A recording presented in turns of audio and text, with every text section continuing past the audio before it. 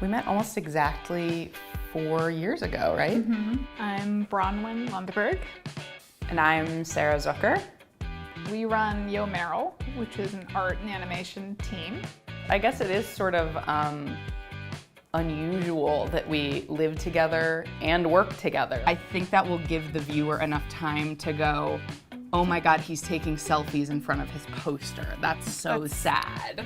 That's awesome. We found our Yo Meryl's voice, and it usually is, I often like to think it's like, we're like Voltaire. Wow. I know. Oh my God. No big deal. Who isn't?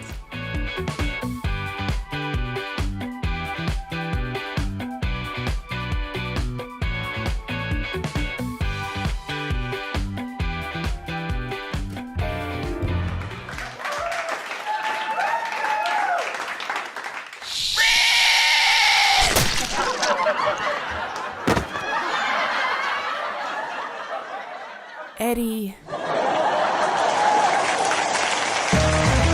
Fran and Eddie on NBT.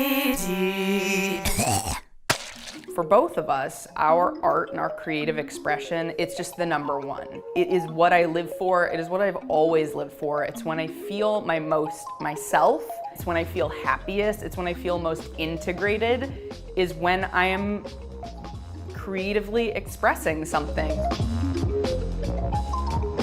Such a gift to be able to get paid anything at all and to be able to make something that you really want to make.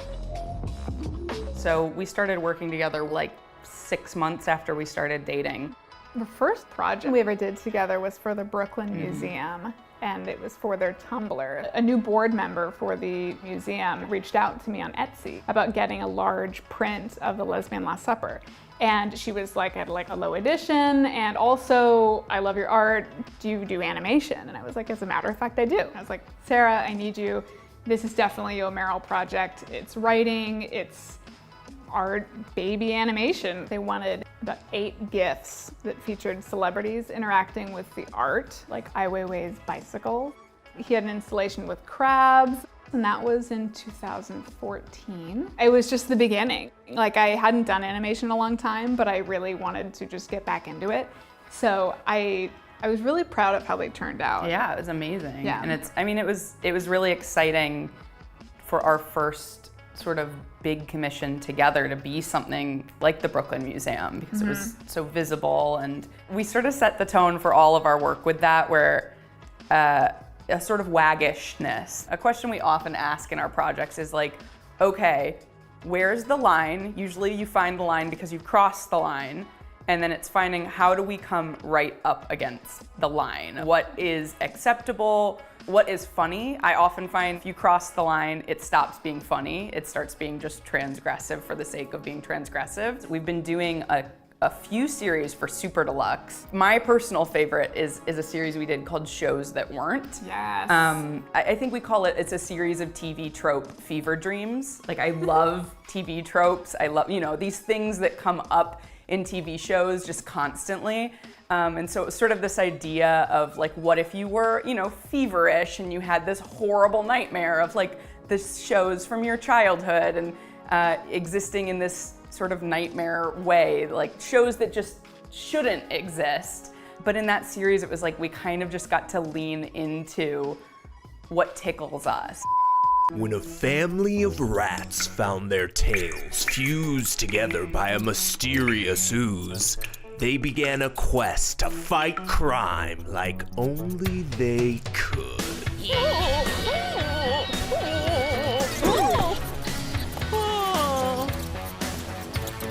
Rat King. We did cross the line one time with Super Deluxe when we made Catwife. Yeah, only one time. Did we tell you about that one? You okay in there, honey?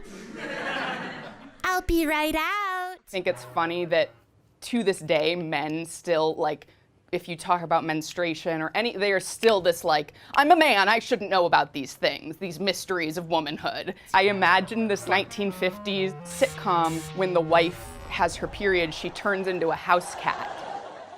That time of the month, huh? And then she goes under the covers to give him a blowjob. What's new pussycat? Whoa, whoa, whoa. They emailed us back. And they were like, we never have to do this. And we're really sorry to like interfere with you guys and your creative vision. But we can't have a cat giving a man a blowjob. You cracked me up. I have mascara Yeah, so running. that was the one time we got censored. We pushed it too far. And so they made us change it. So we just have them kissing instead, which I actually think is more lurid. So thankful we live now. I mean, to be alive now as two women in a relationship, living, you know, relatively autonomously, and getting to like actually express ourselves and give voice to our thoughts and give form to our thoughts. In like most other times of human history, we would have been burnt at the stake or, you know, driven out of town or made to live in a forest with a demon.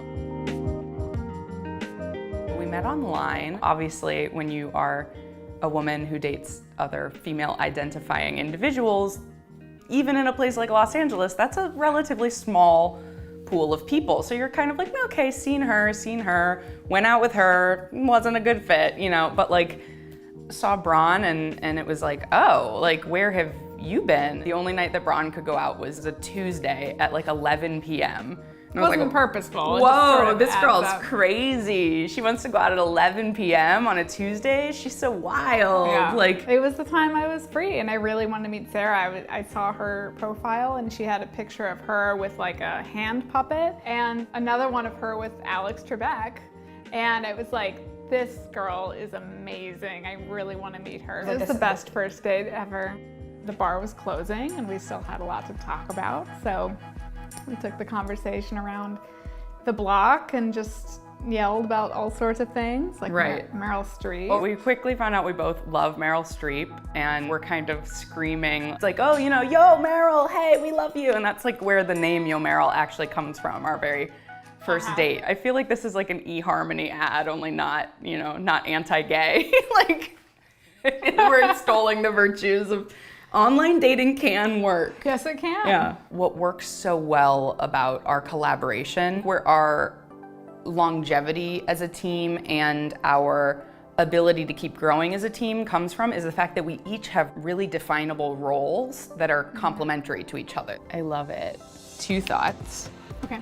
So I think the beginning part, it needs to stay up on that screen just a hair longer. I love to draw, I love to make art. I've always been drawn to people who could take an idea and really use their storytelling skills in such a powerful way. And I've never met anyone like Sarah that can do it. Like, she is professional storyteller, writer. And so I didn't know that to the extent that I do now when we first got started. Now that she's put up with me for a few years. Absolutely. Telling my tales. Pleasure. I love animation. It does take a lot of time, but Braun is like so amazing with it, and so I'm constantly amazed by how Braun's skills are always increasing, and she always sort of rises to this challenge. Like, anything I can think up, she can make it happen somehow. And we've now developed this sort of mind meld. I don't know, it's just so seamless. We did a series for the Center for Disease Control for their Start Talking Stop HIV campaign, which I think was a favorite. It felt good to be creating work for something that was such a great cause, and we got to sort of lean into, like, it was supporting gay activism and embracing that we have this love of gay culture and a campy aesthetic. We've had the opportunity to do 2 murals for the city of West Hollywood. So the first one was in their new solar-powered parking garage at City Hall. We had 3 nights to work on it. It started at 8 p.m. when everything shut down, and it went until the morning, right before City Hall would open again. That first mural, which is called Business Park, it's kind of this clever girl character that Braun painted originally, and we've kind of now gone on to play with these raptors and wigs or other dinosaurs or any like vicious beast in a wig, I think is funny because Absolutely. it's like the performance of femininity, you know, like, well, she might be a vicious raptor who will eat your face off, but she has her lipstick, she has her hair. We were fortunate enough to do another banner mural for the city of West Hollywood. They wanted to cover up this construction fence that had been at the corner of Crescent Heights and Santa Monica for years. They were commemorating the 90th anniversary of Route 66, which actually is Santa Monica Boulevard in West Hollywood. So we pitched this idea of these anthropomorphic shoes of every different variety, starting in Chicago, goes all the way to California as it comes up Crescent Heights, and then from Crescent Heights all the way to Havenhurst is the whole stretch of Route 66 through California. And then they loved the concept so much, they actually increased the contract to do the mural continuing up the Havenhurst side of that same fence.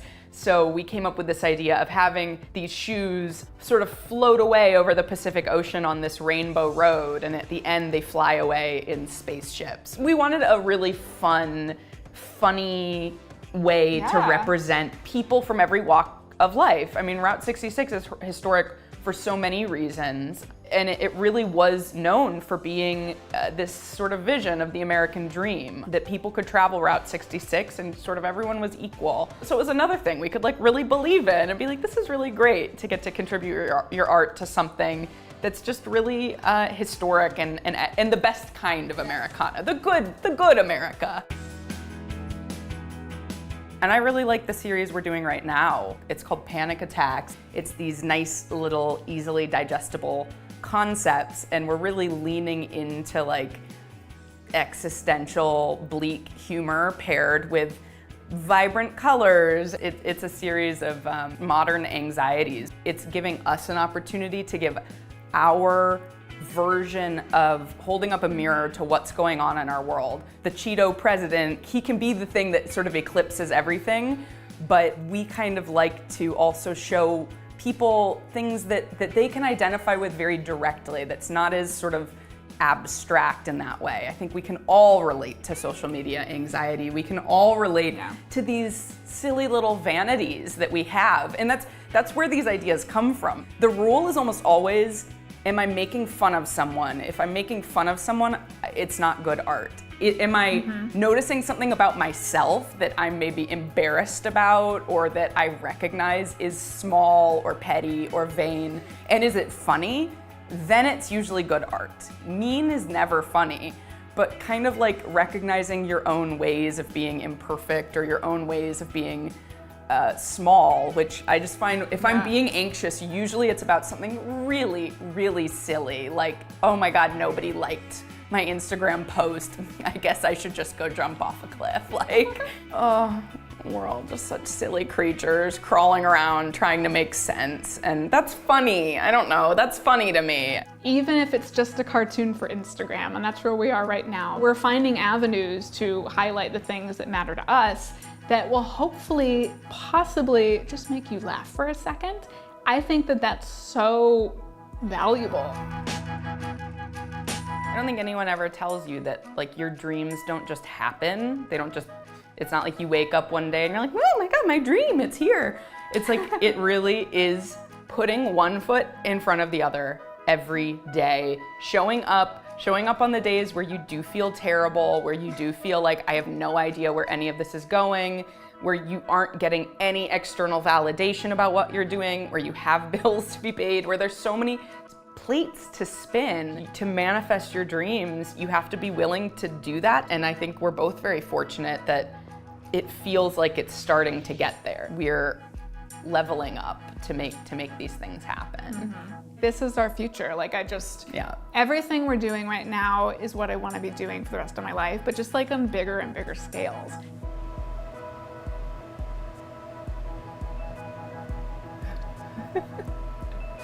I love it. Cool.